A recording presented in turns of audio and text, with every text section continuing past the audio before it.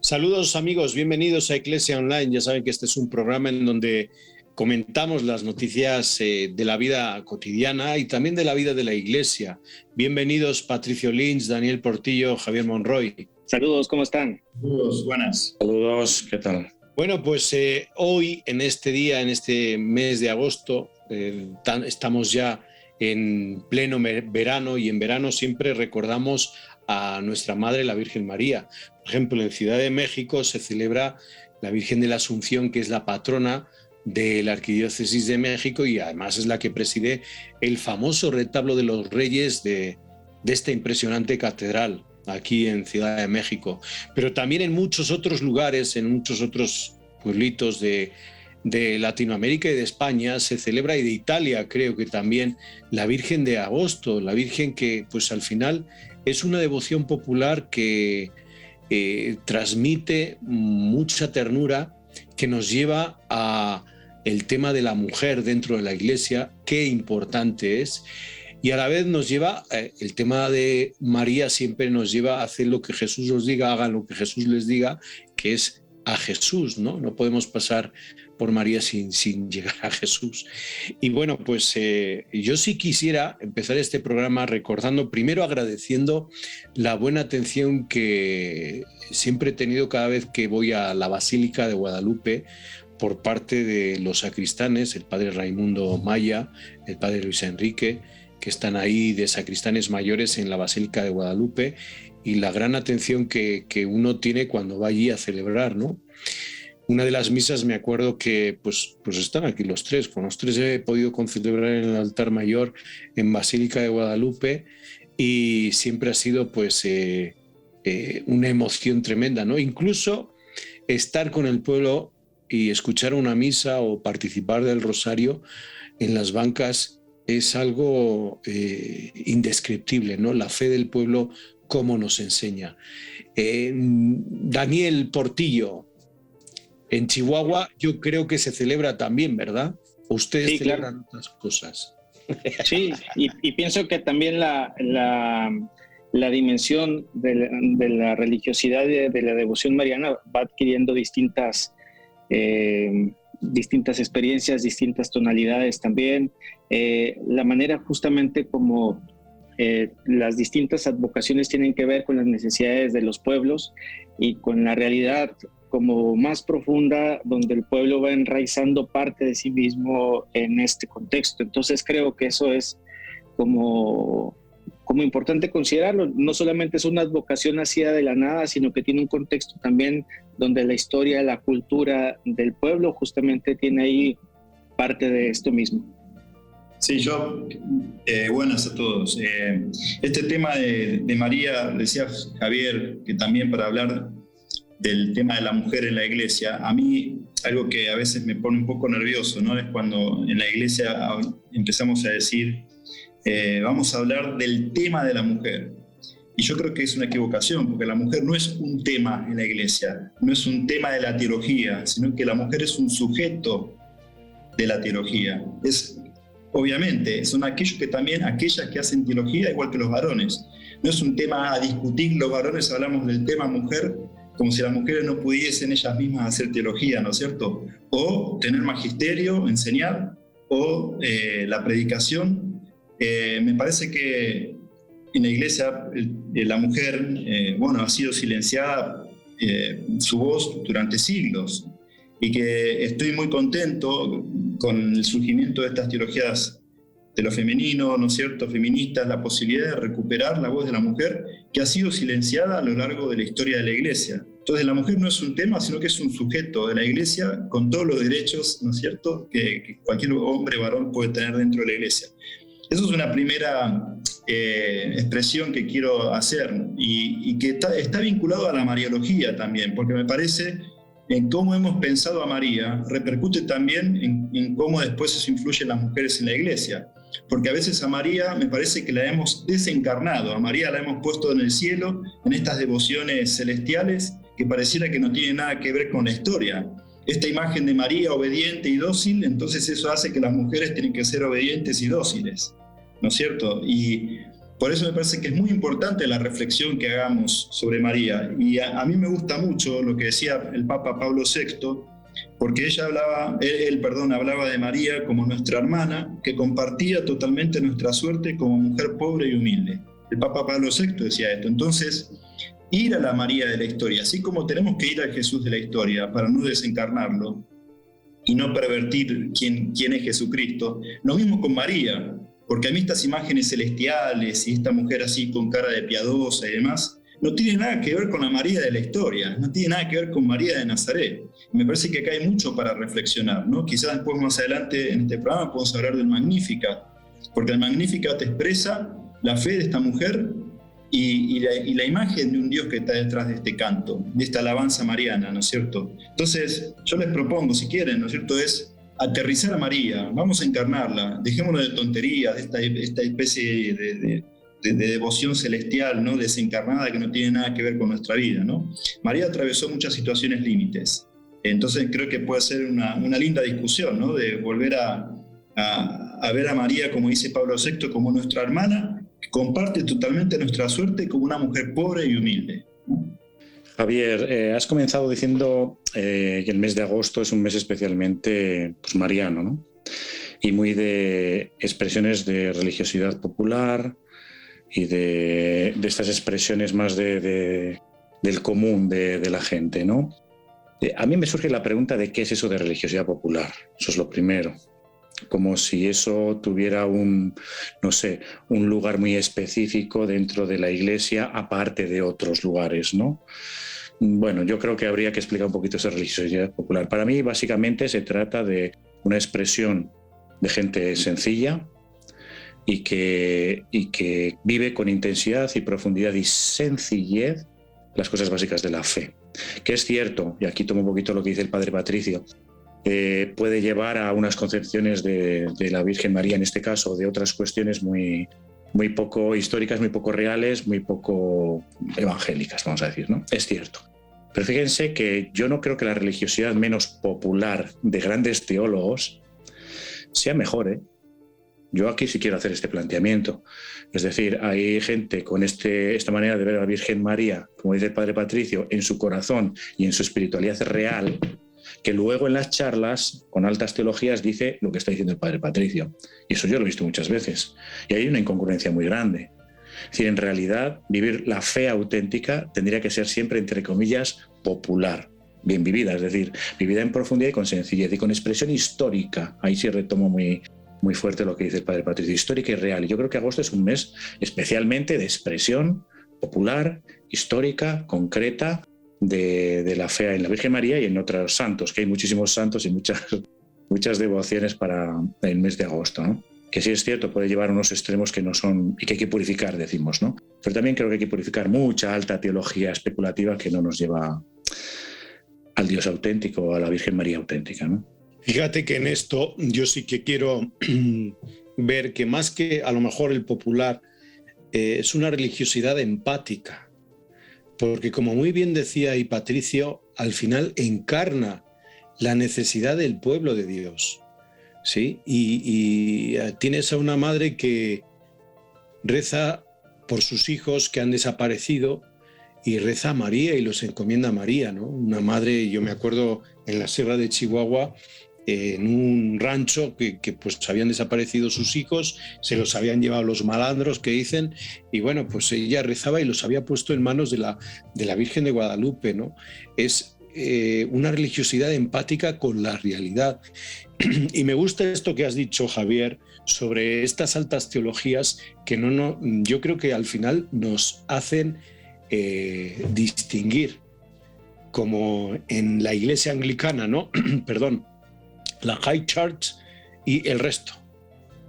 Y creo que la teología la va haciendo el pueblo de Dios y la va haciendo día a día, ¿eh? No la hace un libro o un sujeto que está iluminado, hace una tesis doctoral, una licenciatura en dogmática y ahora nos va a hacer un libro, ¿no?, sobre el camino sinodal, sino al final es el pueblo de Dios el que nos está diciendo cómo tiene que ir la Iglesia y tenemos que ir ahora mismo caminando juntos, ¿no? El pueblo de Dios es el que nos dice, oye, las misas más sencillitas, las homilías que me muevan el corazón y que hables tú desde el corazón. No quiero grandes frases sobre la alpargata de San Agustín o sobre San Daniel Portillo, sino yo lo que quiero es algo que me ayude desde tu propia vida. ¿Qué te dice a ti la palabra? Para que a mí me llegue también la palabra.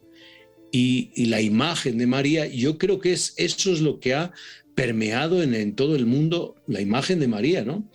Que es una figura empática y es una figura en donde me ayuda, me auxilia, me escucha.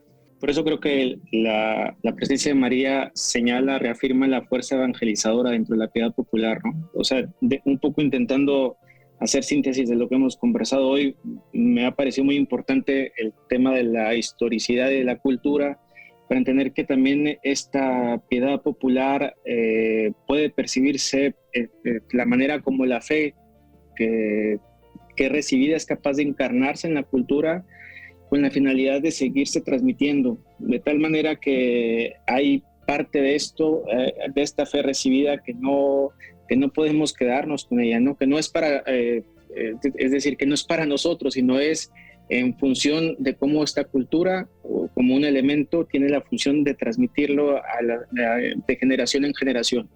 Y bueno, pues también otros fenómenos que hay dentro de la Iglesia que tenemos que reflexionar para ponerlos como sujetos, ¿no? Esto de las teologías tan distantes, que vienen muy bien las reflexiones, pero que si no bajan a la realidad, al final se quedan en libros de biblioteca.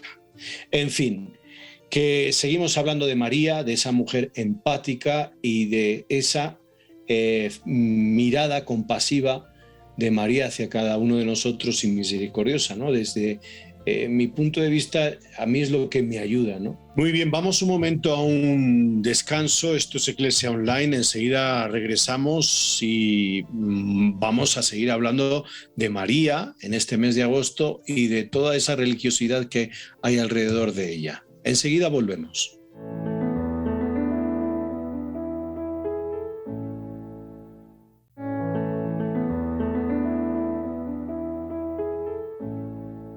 Pues ya estamos aquí, esto es Iglesia Online, soy Javier Acero y conmigo están tres sacerdotes, el padre Daniel Portillo, el padre Patricio Lynch, el padre Javier Monroy, y estamos hablando de la religiosidad del mes de agosto, la religiosidad popular, decíamos religiosidad empática, la mujer como sujeto, no como tema dentro de la Iglesia, sino como sujeto. Recuerdo la visita del Papa Francisco el 2016 a la Basílica de Guadalupe, estaba por ahí Javier Monroy también, y en esa Eucaristía, no sé si Daniel Portillo estabas por ahí, igual estabas en el altar, al lado del Papa y no nos dimos cuenta. Estaba justo a la derecha del Papa, lo vi.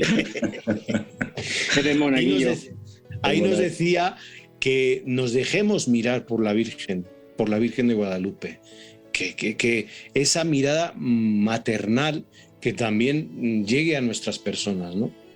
En fin, muchos apuntes que ahí comparto y que no sé qué quieran ustedes también añadir.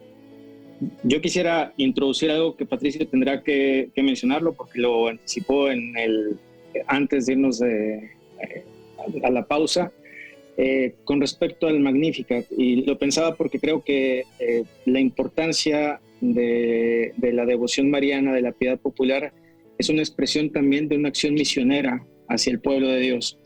Entonces, como el Magnificat no resulta un himno narcisista de alabanza hacia sí misma, sino es una expresión justamente de manifestación de la fe.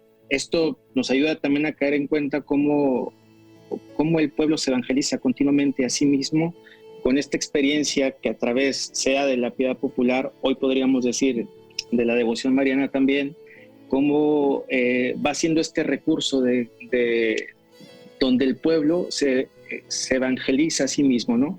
Y es una manera como la cultura se nos manifiesta como algo dinámico, ¿no? Desde el pueblo que recrea permanentemente y comienza a transmitir de generación en generación como este sistema de actitudes, de situaciones existenciales, de de reformular los nuevos desafíos, pero viendo luego, asumiendo como todo aquello que el pueblo ha ido viviendo año tras año, época tras época, ¿no? Entonces pienso cómo con la devoción mariana, con la piedad popular, un pueblo es capaz también de inculturar el evangelio en esta transmisión cultural. Creo que esto nos da la pauta para hacer un discernimiento donde la devoción mariana no resulta enajenante, no resulta con fenómenos fuera de orden, paranormales, podríamos decir, sino que al contrario, la devoción mariana, entre más inculturada, entre más enraizada en esta dimensión misionera esté, pues obviamente sustenta toda la fuerza que esto mismo tiene. Continúo con esto del Magnificat, ya que Daniel lo recuperó, resaltar una frase de esta oración que se le atribuye a María, ¿no? Él hace proezas con su brazo, dispersa a los soberbios del corazón, derriba del trono a los poderosos, enaltece a los humildes, a los hambrientos los colma de bienes y a los ricos los despide vacíos. O sea, en esta alabanza mariana hay una imagen de Dios, ¿no? Y que me parece que es muy interesante para recuperar y para poder desarrollar también una espiritualidad mariana, porque en el fondo María está expresando la imagen que ella tiene de Dios, ¿no? Es un canto de liberación, que un Dios que en el fondo está buscando la liberación de aquellos que viven oprimidos. De alguna manera es como el canto de una mujer que cree en aquel Dios que a lo largo de la historia está escuchando el grito de los que sufren, de aquellos que están siendo víctimas. Entonces es un Dios que está a favor de las víctimas de la historia. Y es un Dios que está a favor de los pobres de la historia. Y esto es lo que está cantando María, esto es lo que ella está liberando. Entonces creía que sería interesante, ¿no?, recuperar de vuelta la María de la historia, ¿no? Porque María como mujer, como hermana, como discípula, vivió. Javier hablaba de empatía, y claro, ¿cómo no va a tener empatía si fue una mujer que atravesó situaciones límites? Hay que ponerla en un contexto, y María vivía en un contexto, en Galilea, en un pueblo pobre, que era Nazaret, de trabajadores rurales, bajo la opresión de un dominio de un imperio. Esto no es chiste, estaban bajo la opresión de un imperio de Roma, y en un contexto religioso, patriarcal y machista.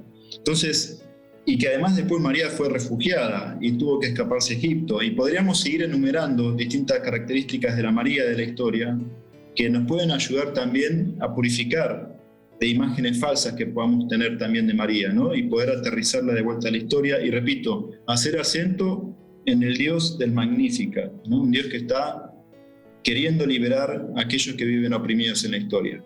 Un Dios de la historia que bendice precisamente lo sencillo, lo humilde, lo trabajador, lo normal, lo equilibrado, a quien sabe sufrir, a quien sabe dar la vida, a quien sabe no comprender. Todo eso es María. O sea, todo lo que salga de ahí es falsa imagen de María, ¿no? Agosto, además, celebramos el 15 la Asunción de María, ¿no? Que en cuerpo y alma a los cielos. Yo creo que hay en esa fiesta, y por eso es también tan popular, aunque a veces no se entiende muy bien eso cuando explicamos nosotros que sube en cuerpo y alma y estas cosas, ¿no? Pero al final la fiesta de la Asunción es decir que Dios acoge todo lo que somos, completamente. Y eso sí que es popular, y eso sí que es profundo. Y yo diría, esta fiesta del 15 de agosto es como el culmen de todo lo que estamos diciendo, de sencillez, de vida normal, de no hacer ideología de María, porque la grandeza de María es precisamente que si tú estuvieras con ella no verías nada especial. Yo sí lo creo. Solo, por supuesto, si sabes ver quién te ama, quién tiene ojos de profundidad, a quien sea sencillo. Si con eso te emocionas, entonces tú verías a la Virgen María históricamente y dirías, wow, qué mujer, ¿no?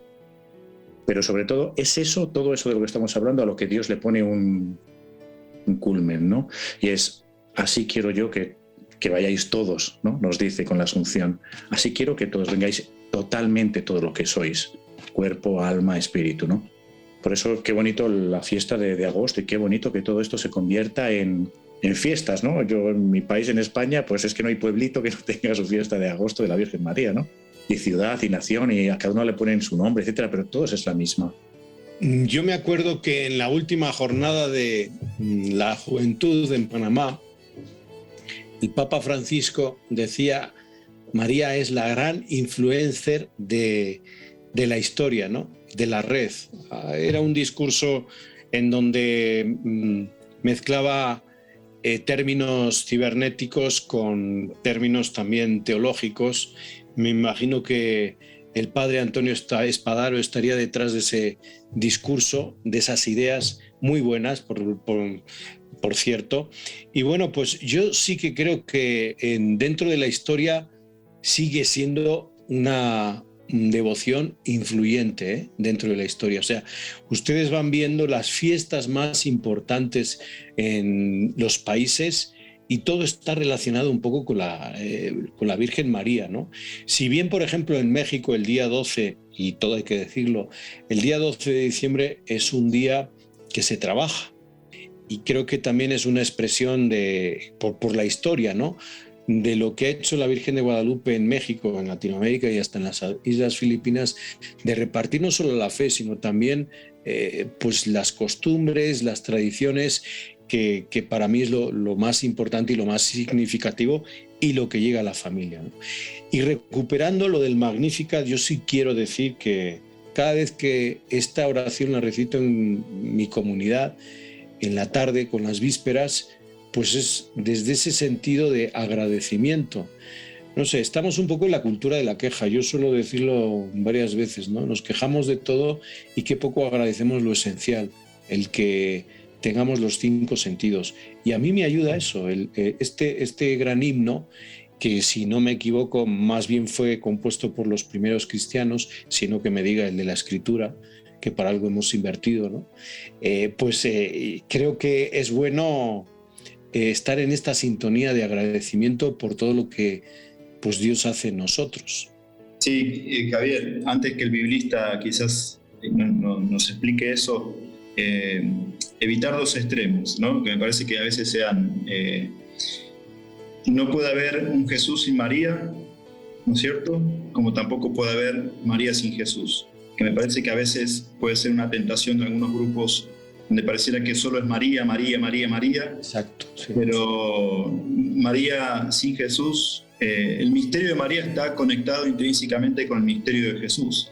O sea, no hay María sin Jesús, esa es la realidad. Pero también el otro extremo, no hay Jesús sin María, ¿no? El misterio de Jesús también está vinculado con el misterio de María. ¿De dónde viene el Magnificat, dices, Javier? Dicen que está elaborado por las comunidades cristianas, las primeras comunidades cristianas.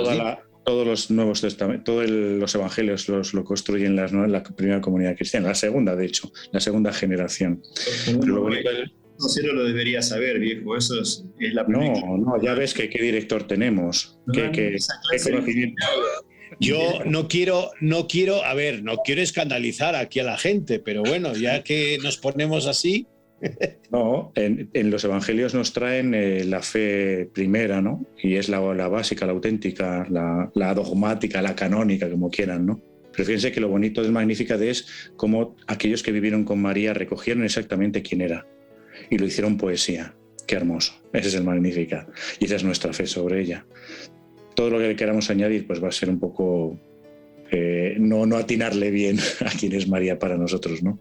Pero qué bueno, porque nos vuelve a indicar todo lo que ya Patricio nos ha dicho antes sobre la pobreza, la marginación, la sencillez, la humildad, todos esos temas, ¿no? Que esa es María y sobre todo es madre. Yo ahí quiero acabar mi intervención en este programa, ¿no? Es madre. Yo he sentido en mi oración personal que cuando yo la pongo como intercesora no me ocurren milagros, pero las cosas salen bien. No como yo quiero, pero van a salir bien. Y yo eso invito a todos los que nos estén escuchando a que cada día le digan, madre, llévale esto a Jesús, que a ti no te va a decir que no. Pues con esto terminamos, deseándoles a todos unas felices fiestas marianas y sobre todo pues de Jesús, porque Jesús es el que convoca. Lo decíamos al principio, María nos lleva a Jesús, Jesús nos lleva a María.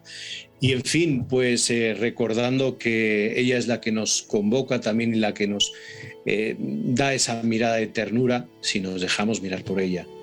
Gracias Patricio Lins, gracias Monroy, gracias Daniel Portillo, gracias a ustedes por seguirnos. Esto es Eclesia Online y habrá un próximo programa explicando un poco los evangelios, a ver si ya el de la Sagrada Escritura desempolva un poco sus cuadernos. Se cuidan mucho, hasta la próxima.